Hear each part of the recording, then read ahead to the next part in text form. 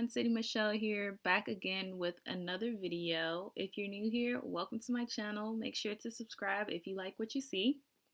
Today, we will be talking about my PTCAS application credentials comparison. So, I applied to PT school twice, both last year and the previous application cycle, so 2019 to 2020 and 2020 to 2021. So my first go around, I used my junior year credentials because I was in the middle of my first semester of senior year. Therefore, I didn't have my senior year credentials yet since I hadn't completed the semester. So I had to use my junior year credentials. Now, the following year, which is the current application cycle, I was able to use my senior year credentials that I graduated with.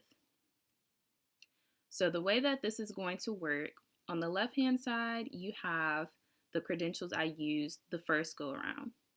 On the second-hand side will be the credentials that I used for this previous application cycle, which allowed me to get accepted to Washington University and Temple University so far. So let's get started. First application cycle, I applied with a 3.56 GPA. The following year, I increased my GPA to a 3.62. Simple. Not much more to it. I pretty much just finished out my senior year with a 3.62, which is also considered honors and magna cum laude at Hampton University.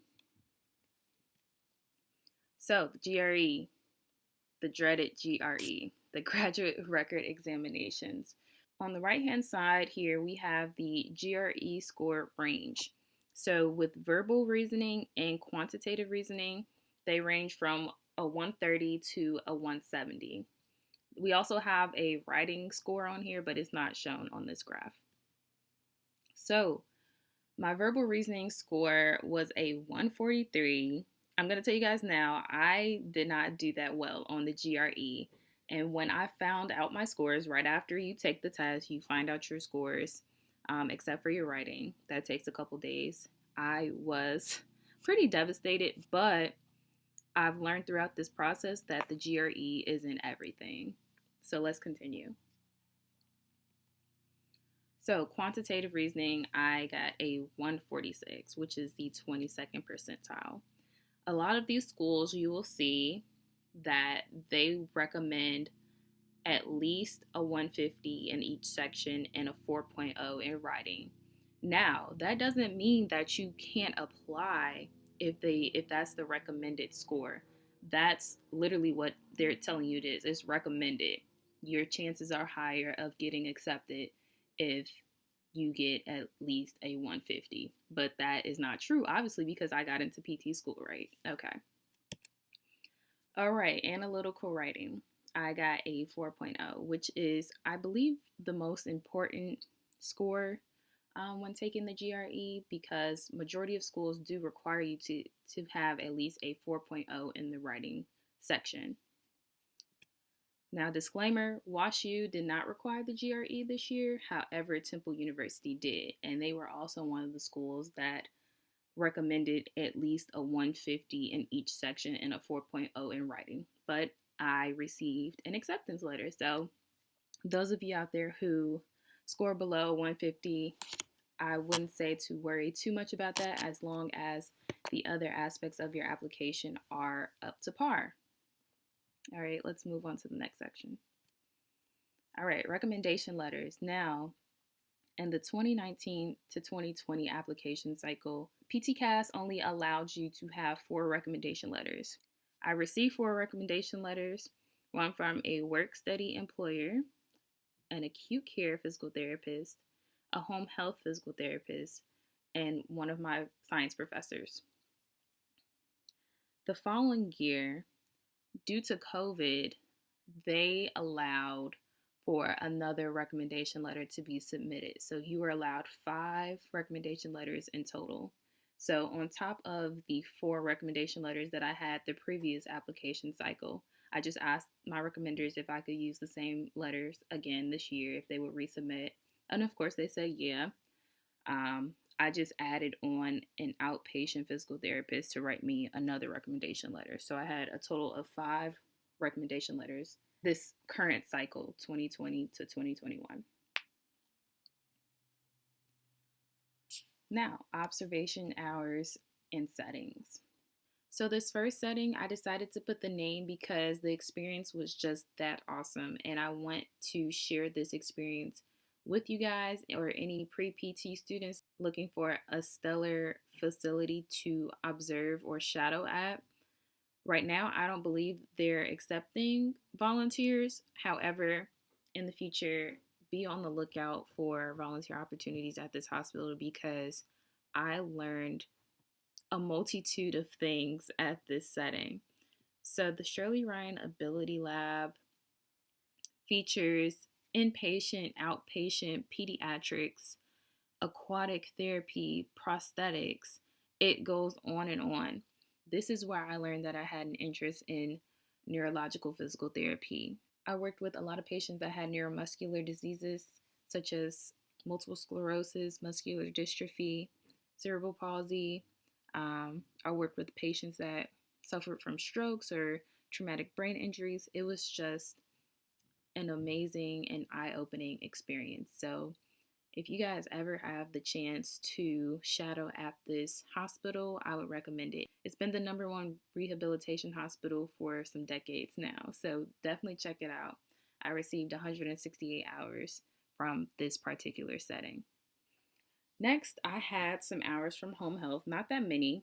And then next, I was shadowing at an outpatient facility my first semester senior year, which is why I have 18 out of 75 hours right there, because when I applied to PT school the first go around, I had only completed 18 of my 75-hour requirement that Hampton requires you to have to graduate. So at the time, I had 18 hours, but I completed a full 75 hours by the time first semester senior year was over, which is a grand total of 196 hours, so a little bit under 200. Next, so on top of the hours that I already obtained the first application cycle, you see that the outpatient facility, I obtained the 75 hours. And then by the time I applied the second go around, I had completed my senior year. So I had another, it's called Practicum. Practicum is going out and shadowing at different facilities. We had Practicum 1 and Practicum 2. So Practicum 2 was for second semester, and I was at another outpatient facility in the Hampton Roads area where I obtained 70 hours. Now, we're supposed to obtain 75 hours per semester. However, this is around the time that COVID hit. So I was 5 hours shy of achieving my practicum goal.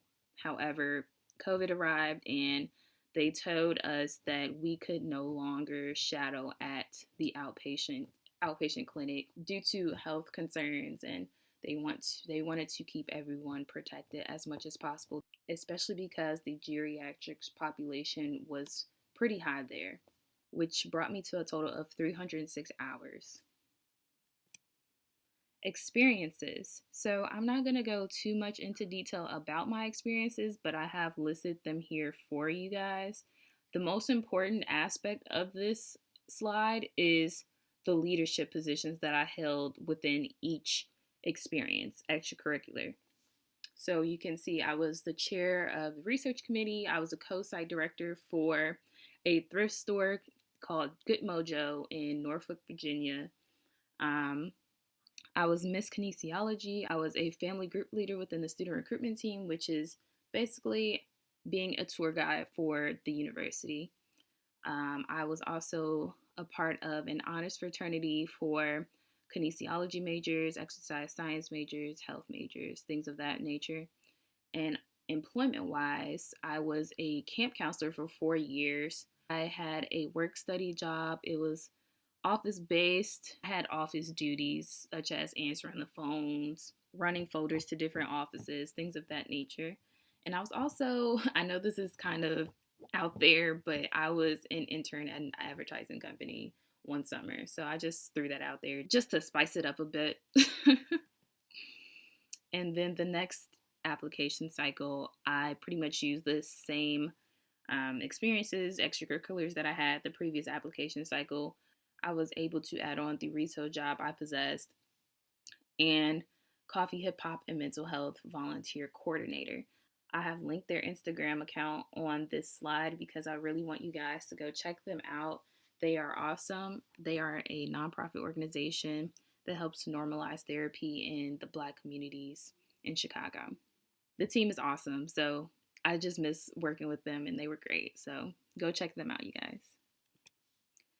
All right, next, licenses and certifications. So the only certification that I possessed my first application cycle was the CPR and AED for adults, children, and babies, which was a part of the curriculum to graduate. The following year, I still had my CPR and AED certification. On top of that, I took the psychological first aid, supporting yourself and others during COVID-19 course on the American Red Cross website. It was free. I thought it was something really interesting to learn about because mental health is a huge aspect of COVID-19. It's not just the virus itself, it is affecting millions with depression and anxiety, stress. So I believe taking that class was beneficial to myself and those around me. On top of that, I also decided to take one of the free Harvard courses online. Now, this was awesome because they offered the anatomy course focusing on musculoskeletal cases.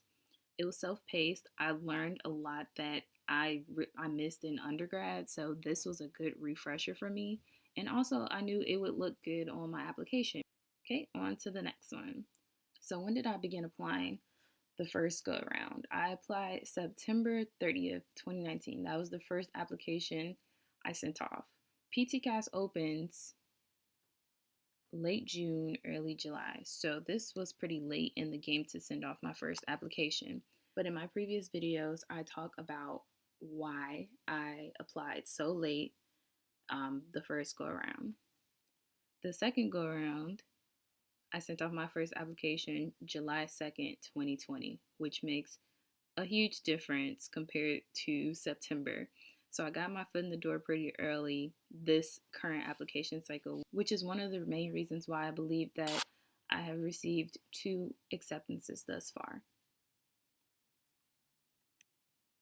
Okay, if you guys have any questions, make sure to leave a comment down below, or you can DM me via Instagram at smichelle_j or on my PT Instagram account at smj_sbt. Thank you guys for watching. Don't forget to like, comment, and subscribe, and turn on those post notifications to receive notifications whenever I post a new video every Tuesday at 1 p.m. Central Standard Time. All right, guys, have a blessed one and be safe out there.